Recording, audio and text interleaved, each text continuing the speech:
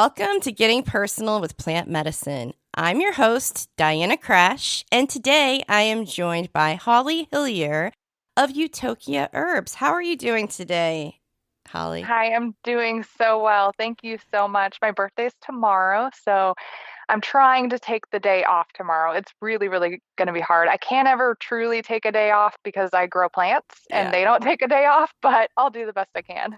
They sure don't. I mean, it's like getting hotter here. And so what I'm noticing is that if I don't water them every day, and now I'm almost having to do it twice a day because it was getting really humid.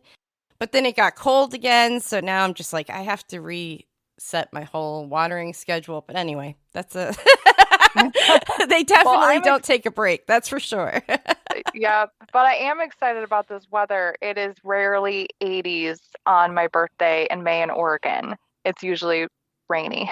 Oh, well, I'm excited for you, and I hope you have a great birthday weekend. So, Thank you. all right. So, Holly, like the title says, we get personal on this podcast, and you are really personal with your storytelling about why you are involved in plant medicine, and I really love that. And I love your social media and the stories you tell, and we'll talk more about that in a little bit. But can you start with how you began medicating with cannabis edibles instead of pharmaceuticals? Absolutely. So my journey started in my mid 20s, and I had a horse riding accident where I fell off my horse. We both fell. I've been riding since I was 3. My mom put me on a horse before I could even reach the stirrups. And unfortunately, I hit a slick patch when we were cantering, and we both went down, and I immediately knew I broke my arm. So I ended up breaking both the bones in my wrist, and then it was so severe that the bone ended up going into my hand basically and severing my carpal tunnel nerve, and went to the ER, had surgery. I have like 9 screws in there and a plate, and was prescribed oxy. And then after probably 3 months of oxy and 2 different casts and my arm not healing, and I went through actually what's kind of rare. The doctor explained it to me as like regional pain complex, where my brain essentially thought my hand was severed Mm. because the break was so bad that it just thought, hey, you're gone. So it started to atrophy. And actually, I had to go through all the physical therapy of touching one thing with with my good hand, and then something with my broken hand, and it felt like like everything was on fire, and I couldn't really move my fingers. It was a horrible situation. And so I was on really high dose of oxy as well as like nerve blockers. And when I started recovering though, I I became addicted, and my Mm. body just couldn't help it. And so I was trying to cut my pills in half because I felt like a completely like shell of a person. I am very outgoing, very talkative. I just withdrew.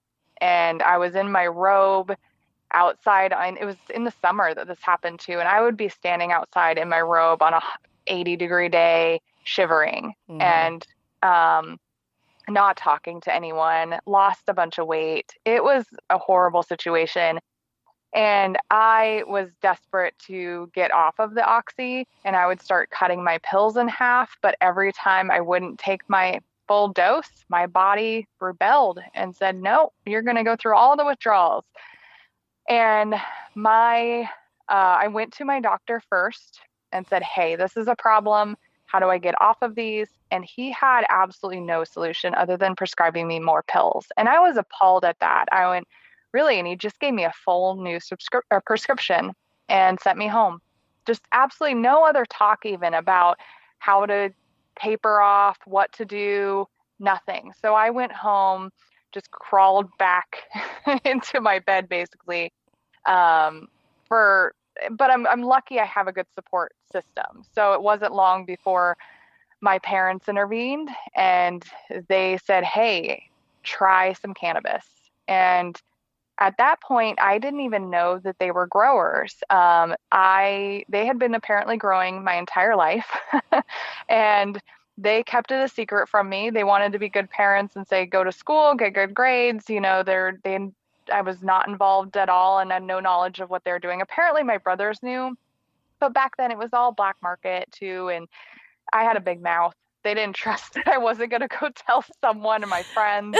Um, so that's a little sad, but Oh. yeah, I'm very social. So, um, and they just wanted to kind of shield me from that part of their lives and just make sure that I had a really good upbringing. And it was a lot different back then too.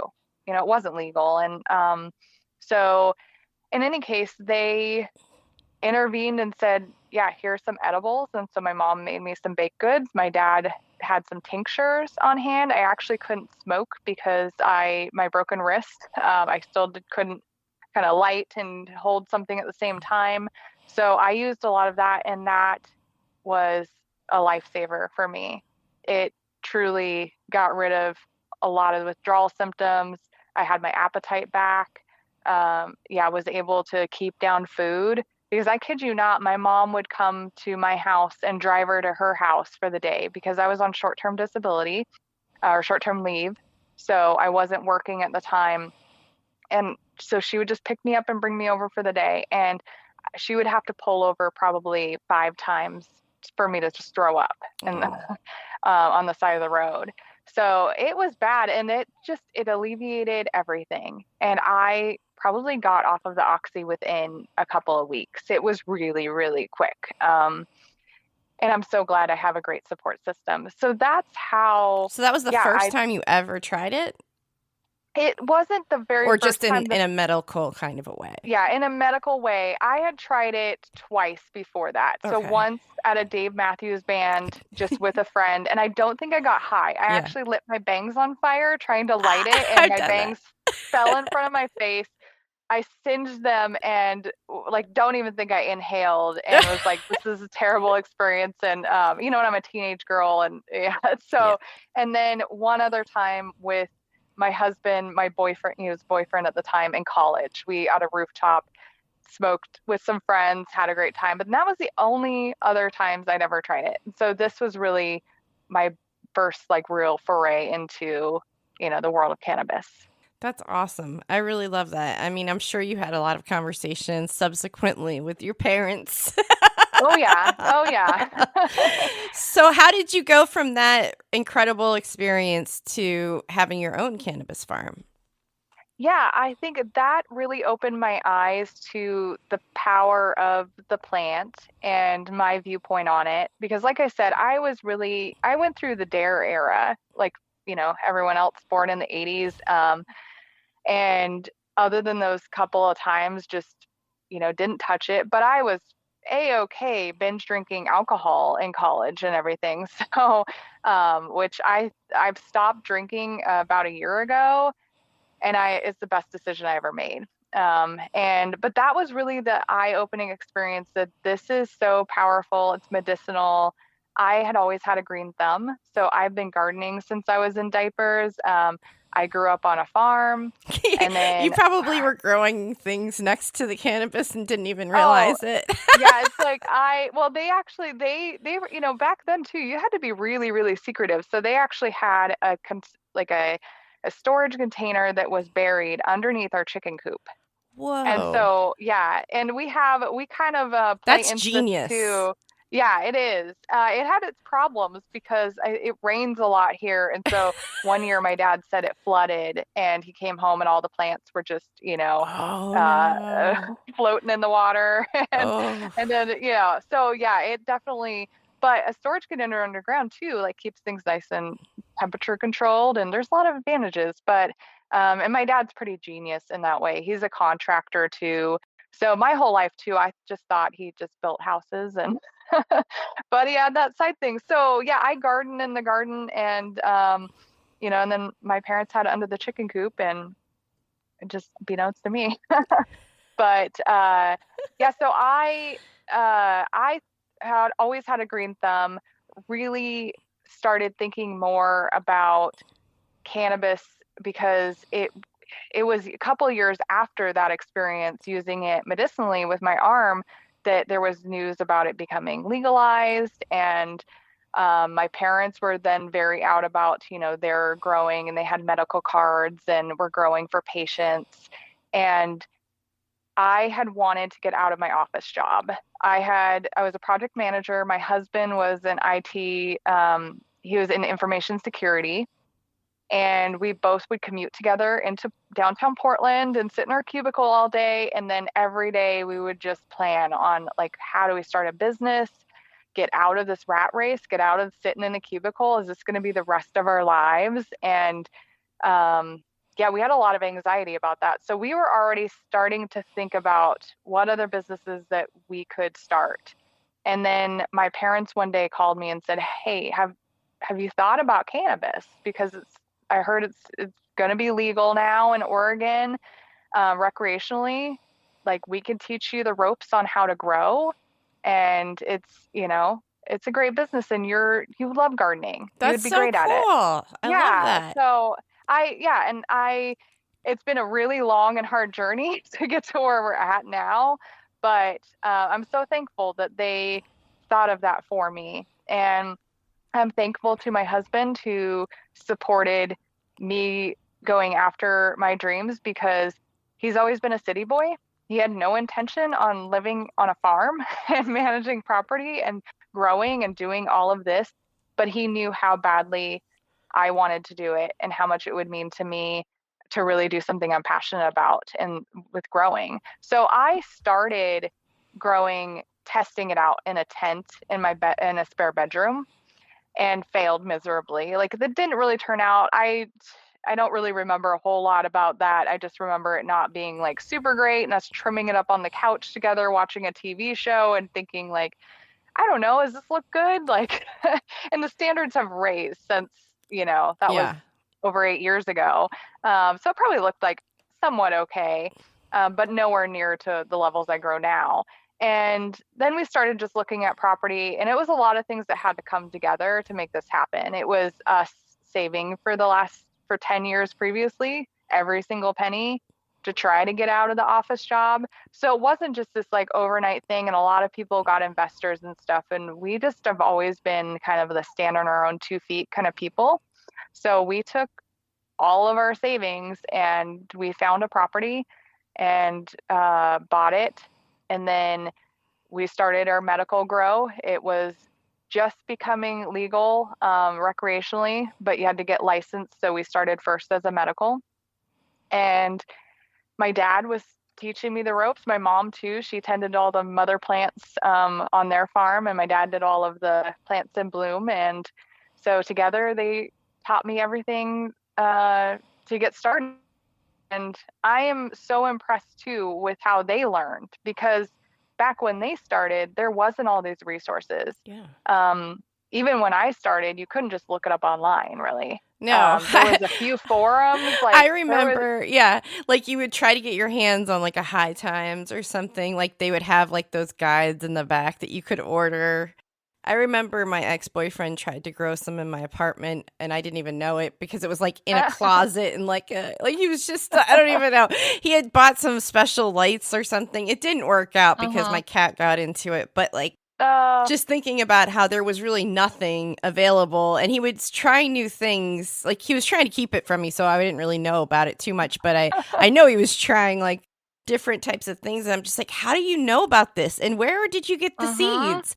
Like because I remember a friend's brother having a whole film canister of seeds once and we were like, Mm, "Oh wow." Like we thought he mhm. had like a jackpot, right?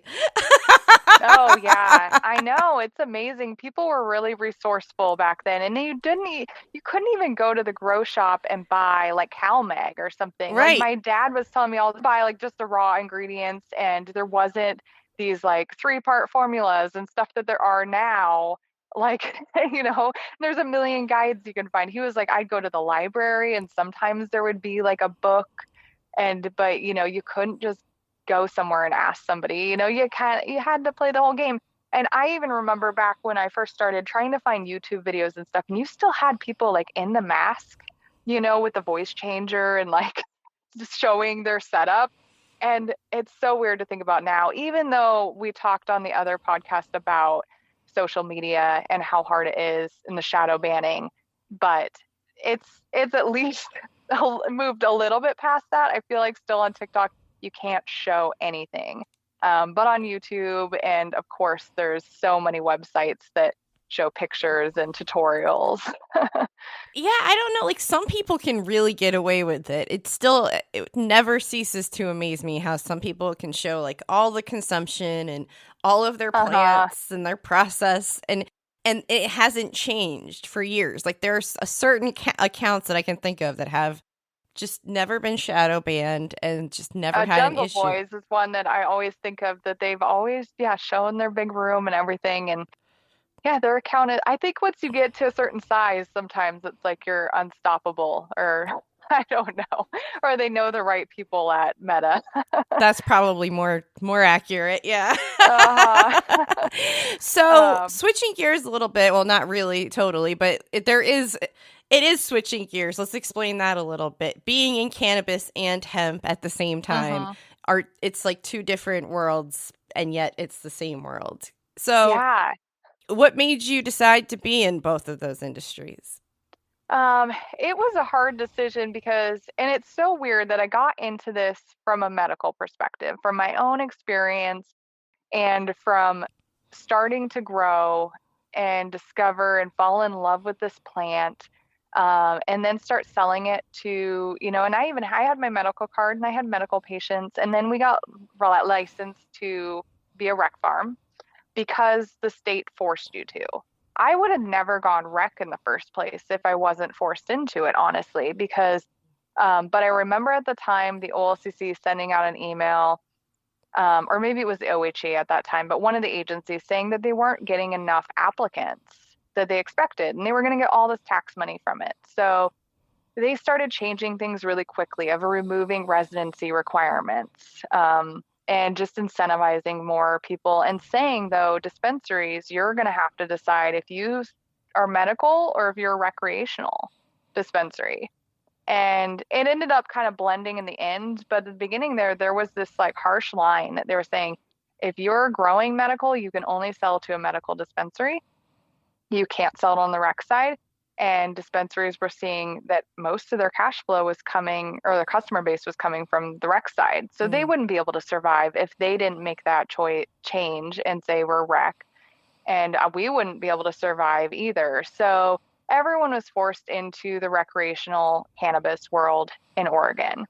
And then that's when they started dismantling the whole medical program. Really, it still exists, but not in the same way. You don't have to pay taxes if you're a medical card holder, when you go and buy stuff at a dispensary. But other than that, there aren't really any growers that I know of that are still growing for patients exclusively. It's just a whole mess, and it was all greed and for tax dollars. So that always rubbed me the wrong way. But and as I started diving into the recreational side, so I got my license, started working with dispensaries. In the very first couple years, I felt like it didn't change all that much. Like people still they weren't obsessed with the test results, and they wanted to know the terpene profile, and they were interested in high CBD strains. Now, fast forward, 8 years later, it's vastly different. And I had been just hearing and getting it drilled into my head at every single flower showing at a dispensary where I'm selling, what are the test results? And customers coming in when I do a little vendor day and set up, and they come in and I introduce, and do that kind of thing like you would see at, I don't know if vendor days are everywhere, but this is similar to if you go into like a liquor store or something, you've got a person handing out samples. We Mhm. can't sample, of course, Right. but uh, people would just come to my table and say, "Why is your THC so low?" And it would be 25% stuff, and they would say, "Oh, if I'm not, if I'm not buying at least 30% stuff, it's like flushing it down the toilet." And you ran into this whole, I think, problem that the state created because the state forced everyone to get THC results and then post them, even though if people are really, really interested in like my deep dive on this, I've got a blog on my website that talks about how THC is a lie. Um, but there's so many aspects that people don't understand, that it's not really about the test results, and the test results aren't ever accurate. Um, and so, but this obsession, because they forced everyone to test and then display those test results. And then the dispensary started noticing that people were searching for higher and higher numbers. Um, and they could get more money for it and charge more for it. So, and then farms started charging more for their high testers. And it just perpetuated this thing where it's all about the THC and just getting the stuff that's going to get you the most fucked up, even though that's not really how it works. I mean, THC plays a part, but like I said, there's um, so many issues with the way things are tested and with the plant itself and Mm-hmm. how it works, that THC is not the full story. So Absolutely not. yeah. And I get terpene results on all my flour. And it's like a nice to have, and some people care, but most dispensaries don't display the results or what the terpene profiles are. Mm. And so it's They do another added here, but expense. I didn't Do they? realize. Yeah, Oh, they didn't know they yeah. didn't do it everywhere else until recently. Yeah, it's not a requirement. So very few actually take the time to display that and teach people about it. And I understand it's a complicated plant, but so this obsession really just changed my whole perspective on it, where I just started growing for higher THC. I tried to resist it for as long as I could. Um, but if I ever got a result under 20%, it was like the kiss of death trying to sell it. And so it demoralizes you in a way, and you kind of forget about the medical aspect of it, because for so many years, that's all you're hearing. And you don't hear about anyone talking about using it as a medicine, really, as far as like me being a farm in the Oregon recreational cannabis market. Zip, there's nothing really said. And then I decided that one, we wanted to grow our business beyond Oregon. And like I said in the beginning, we are very much like stand on your own 2 feet. We haven't taken a dollar of investment money to this date. We didn't want to take on additional investors. And the way that they're rolling out all of the recreational cannabis programs in every state, it's kind of a crapshoot. I mean, you either have to have a lot of money, I mean, tens of millions of dollars in some Mm-hmm. cases, like for Florida, for Yep. example. And I thought they would establish just a way of doing things like from Oregon, Colorado, the first states, and just replicate that. Be like, okay, they rolled out the program here, but no, every state that has come online has rolled it out in a completely different way. And that means either like lotteries or, yeah, having a huge amount of money, paying off politicians to get a license. There is a lot of shady stuff that happens. So I figured to be able to expand outside of Oregon, we would either have to take on a bunch of money or take a chance, just take a risk and close down here. That's like a very viable business, and it's where our family lives and everything, and just move to another state and hope for the best. That you end up zoned in the right area, because also the thing that happened was when a new state went online, you had about 5 years before the market tanked and prices went hurt. It's less than a year. You go and like everyone's already poised and ready to pounce on it. They all have money, they all are ready. So as soon as it goes online, they're growing as much as they possibly can. And so instead of 5 years, you maybe have 1 year before the market tanks and prices go down, and it's really hard to survive. So hemp for me was a way to grow the business and be able to grow it outside of Oregon, ship it nationally. And it was actually a big surprise because originally I just wanted to sell hemp version of our pre-roll packs. And so we were kind of positioning ourselves to do that, and just thought, hey, let's just take a chance at this, see if people respond outside of Oregon to our brand. And then I started realizing there was stuff like THCA and these Delta 8 and Delta 9 products that you could actually sell these gummies. And I'm like, how are people doing this? And big brands like Cookies were selling THC gummies online. Mm-hmm. And I went, I've been in the industry, but apparently nobody really in Oregon knows about this whole other side, this whole hemp side that's happening. It's like we're in this little bubble. And even today, now that we're in this, people still don't know. Dispensaries I talk to, they have no idea what's happening outside of Oregon. I really started looking into that. I got a lawyer, made sure like we wanted to follow the rules and make sure we weren't doing anything to jeopardize what we have already established, like do our business. So after doing plenty of research, I realized, hey, this is actually okay. And we can actually sell THCA or THC products online. Was harder than I thought to get banking still and payment processors, but it was possible. Whereas the cannabis side, it was not. Um, it was a lot more challenging. We do have a bank that we pay some hefty fees to, but we were able to get all of that ready and launched. And then after I started getting the orders in was when I got emails and messages and everything from people once they started getting their orders that it was helping them with so many medical conditions and people reaching out that they have anxiety or depression or this or that and they're looking for a solution. And immediately it just revitalized me. I felt like I was kind of like walking dead for a little bit of just kind of, in this cog, just doing the motions. And then this lit a big fire. And I was like, wow, this is why I started. And it brought it all back home. And I am absolutely in love with it.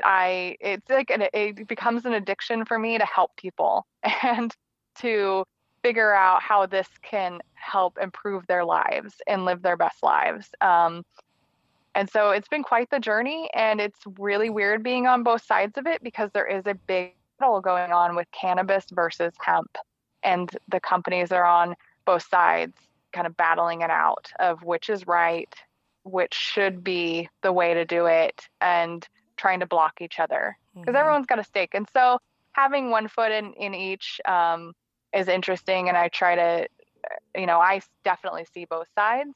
So yeah, it's it's been a great journey, but I have absolutely no regrets. I think this is the way, um, and hemp and being able to provide it to everyone Yes.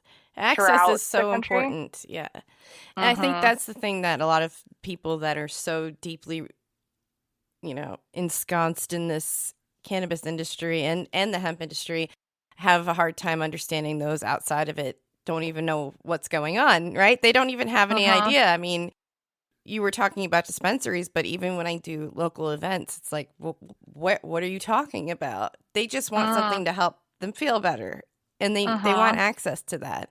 And I think that Mm-hmm. that's the thing that is the most important part of it all, right? Especially when, I mean, I haven't had an accident, but I've had extreme intractable pain and had similar situations with pharmaceuticals, and I understand that journey and having that like drive to want to help other people go it through that as well, like, have that revelation. And I think that that's like what I can tell, that's what the driving force is with your products and your brand, and that really is special because there are people that still take advantage of the situation, obviously. And I think that's Mm-hmm. probably where some people who are critical come from about it, but Oh, absolutely. In any industry, there's going to be the greed and the bad players, the bad actors. And, this is no different, and especially when it comes to drugs and yeah. um yeah, but if I could, it's like if I could look back and see I didn't quite understand how someone could take a very different track in life. I think you hear about like these athletes that get injured and then they end up on opioids, and then it's they end up going down this very bad path, to homelessness, to Hmm. just years and decades of addiction. And I couldn't quite understand until I went through that myself and went, wow, if I didn't have the support system, if I didn't have cannabis, I might have gone down that same path. And you can turn a very productive, smart, like, great human being into someone else, that's just like, that's it's not a matter of when will it happen. Yes. Basically they always say about Yeah. disability and illness and chronic Mm-hmm. illness in those communities. It's like it will happen someday. Yeah. You just don't And know people, how or when. A lot of times, or yeah. it could just be as simple as, like you said, a simple accident that something that Mm-hmm. you were so trained in. And so you really don't know. And it could be other things, other forms of trauma that you just cannot foresee. And so Yeah. making a judgment call on how people are trying to lessen their pain and their other struggles is Yeah. And bewildering to me. absolutely. I want to change that stigma so badly, and I think spread the awareness of the history behind the plant. If more people understood the history of why it was ever a Schedule One substance, that it wasn't ever about the health and safety, and that people were dying. There's been zero deaths Hmm. from cannabis use. There has been zero overdose deaths. And but if people understood that it was born out of the timber industry, and hemp competing for that space, and there's like a lot of other factors, but I just did a whole deep dive into the history, and I'm like, wow, if everyone knew that this was never really a war on the plant and what it was doing to people, that it was just all about greed and other industries competing, then they wouldn't have ever thought that this is a bad thing, and there wouldn't be the stigma. And it's crazy to me how and they're talking about rescheduling to Schedule 3, which is still kind of a slap in the face when you look at alcohol. And that really, when you look at the definition of the scheduled substances, that should be a Schedule 1. I mean, it has high propensity for abuse, and harm and addiction. I mean, cannabis, you can't quit cold turkey if you're an alcoholic and a heavy user, without severe consequences on that. But cannabis, I mean, you might have some withdrawals, but I've been able to stop. But for those people too that have the chronic pain, I mean, I was fortunate that I just had an accident that, I could recover from. But people who have these chronic conditions, that it's a lifelong thing that they're battling, what are they supposed to do? I mean, just keep taking these opioids Hmm. and just damaging all of their organs with it. And not Um, even because in my situation I was shut down, like it was because of the crackdown from the DEA and the crisis and everything. It was either find another way or just like basically stick with what you're doing, which wasn't working. I mean, there was no other mhm, answer. Maybe some exploratory major surgery that could mhm, who knows what it could do to you. Basically, it could put you out for months if not longer.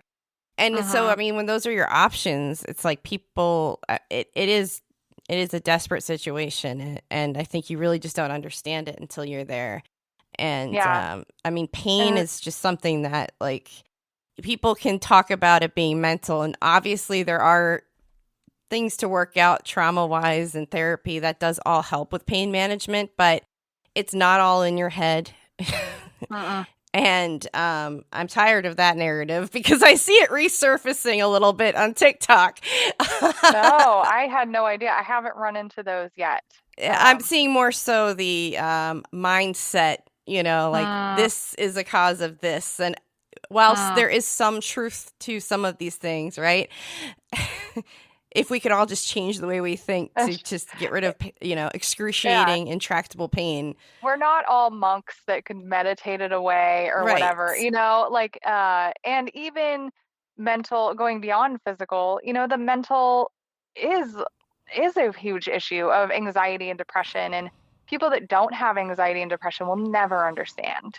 But for those that do, I think they absolutely know that you would give anything to just erase that and Yeah. or lessen it, Yeah. and just go through your day just feeling happy and not have this whole weight on your shoulders. I mean, my husband's lucky enough to where he never has felt depressed, and so he doesn't really understand depression. And I've been, though, a high anxiety person, Mm, and I get very big bouts of anxiety, and it is one of the only things that I can take that just lessens that and alcohol. When I was drinking, it was like, yeah, a nice strong cocktail mm-hmm. to just ease all my worries, not have to think about stuff. And Sometimes we need that as people, and everyone's different, but I am one that does need something. And Yeah. I'm a very productive, successful person. And so I hate this narrative that it's like if you have a drink or something to unwind, then it's just socially acceptable. It's fine. But if you have a joint or, if you consume cannabis, then you like fall into the stoner category where people are like, oh, you're a stoner. And then there's this whole stigma on that you must like they just associate you must be lazy or you must be unproductive or um and that couldn't be further from the truth for so many of us that use yeah Especially with high anxiety, because yeah it doesn't, at least for me, it doesn't make me stoned. It just makes me a mm-hmm little like oh, I forgot how she said it, but it was on what's that show, the elementary one, that's Abingdon Elementary, not Abington, Abbott Elementary. oh okay yeah She had made it, there was a scene where she made a joke about how like she's so high strung that she smokes at night just to be like a passable annoyance, mm-hmm like like that's me, like just to yeah be considered type A, I have to use Yeah, cannabis. I told you this before, but I take a gummy before I can record any of my TikToks because I am terrified of being on camera and filming myself and staring at myself and edit. Like, it terrifies me, but yeah, having a little bit just brings me down to that level where I can actually do these videos and produce this content that I want to get out there. And without that, I You would literally could spend not weeks do thinking it. about it, and then I or deleted like keeping it in your I drafts, then yes, I couldn't produce any of the content without it because yeah, I would delete so many videos before I'd even post it and yeah, put it in the drafts, overthink it. Um, yeah, just be terrified of the whole prospect. Now I take a little bite of gummy and then wait a little bit. And then once I start feeling it, then I just all of a sudden I feel like I'm at that point where, okay, great, I can do this. It gives me the confidence, and I can actually get words out on camera. yeah, right. So, The sweet spot is what I like to call it, when I feel like, all right, now I can do some stuff. uh-huh. And I think for a lot of people, so many reach out to me about sleep too. It's like not being able to sleep. And I read a study once that said just reduction of like a loss of 1 hour of sleep every night. So you're supposed to get the good 8 hours. Just 1 hour less can increase your risk of dying by like 30%. It was, Oh it's my crazy. God. So yeah, that's why I think so many people die on the daylight savings too. And that's like because of the lack of sleep but there's all these connections on your mental cognition and performance on test scores and everything else on getting a good night's sleep. And so many of us, I don't think, um, really get enough sleep and know how important it is. And we're working so hard and we think, oh, we'll make it up later. You can't make up sleep. You can't just be like, oh, I didn't get enough sleep for a week, so I'll just sleep for a full day and like make it up at a later date. You need to every night. And I am one of those overthinkers to where I get into bed and especially I'm bad with my screen. I sit there on my phone and do that. And then I just start thinking about the next day and all the stuff I have to do and cannot go to sleep. And my husband will just, boom, he's out like a light. All my pets in the bed are all sleeping and I'm just stirring. So once I started taking gummies regularly too before bed, it's like I just time it and then I'm in and then I can actually fall asleep. And I'm a light sleeper too. So I would wake up for any little, like I've said, I have two dogs and two cats that all sleep in my bed. So any little movement from them, I'm up and then I can't go back to sleep. So yeah, cannabis for me is one of the only things too to just put me out. And I don't want to do things like melatonin. People should be aware too that there are a lot of like gummies and formulations and stuff in like the hemp side that are combining melatonin. And melatonin can have really, really negative effects on your body won't be able to produce it on its own as well if you're introducing that constantly. So, and then it will actually impair your body's own ability to produce its own melatonin. Right. So, I think as as clean as you can get it, and as natural as you can get cannabis, like go for that is my best tip for people using it medicinally, because there's lots of different blends and things. I've actually been looking a lot into like lion's mane and other like mushroom stuff too, Mm-hmm. because yeah, there's a lot of the earth gives us a bounty Yes. of different medicines, and it's amazing. So I'm constantly trying to find the things that will work.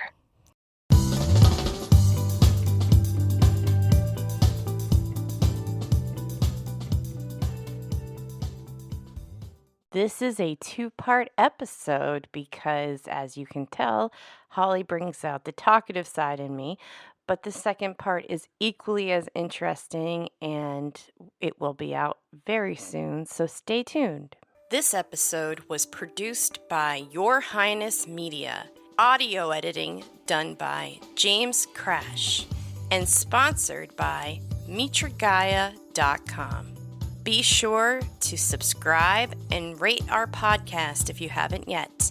And subscribe to our Your Highness Media newsletter on Substack for everything new going on in the Your Highness Media world.